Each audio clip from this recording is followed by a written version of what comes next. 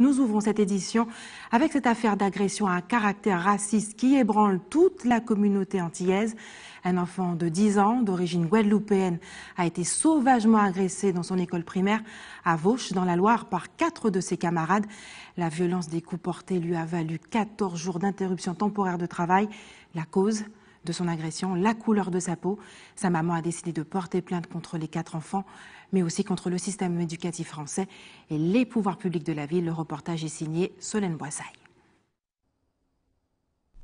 3 ans de cauchemar. Pour Loïc, l'école est devenue une épreuve quotidienne, synonyme d'agression, de maltraitance et d'humiliation. À 10 ans, le jeune garçon ne veut plus y retourner et développe des tendances dépressives et suicidaires. Le 14 mars, c'est la journée de trop.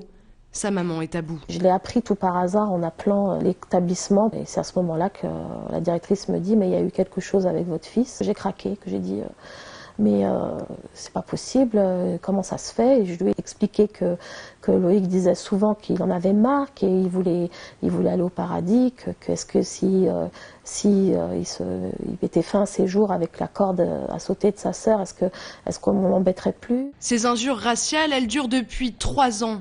Les parents ont tout essayé, alerté le corps enseignant et même les services de la ville.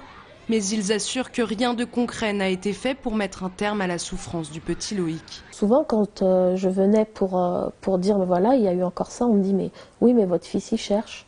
Oui, mais il y a eu ça avant ». Comme si ça discréditait sa parole, en fait.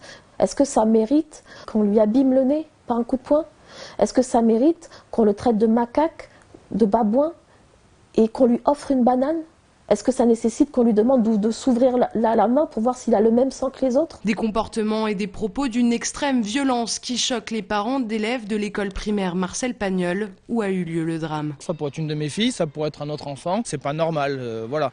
Alors après, est-ce que les professeurs l'ont pas vu, est-ce que les parents n'ont pas su déceler, ou est-ce que ça vient un petit peu d'eux aussi? Voilà, c'est compliqué à savoir, mais dans des écoles, j'estime que la violence n'a aucune place. Une chose positive en ressort pourtant. Depuis l'agression de Loïc, des dizaines de plaintes concernant des agressions d'élèves sont remontées dans la région en l'espace d'une semaine. Dans tout l'Hexagone, on estime à 7% les enfants victimes d'agressions par leurs camarades au sein de l'école primaire.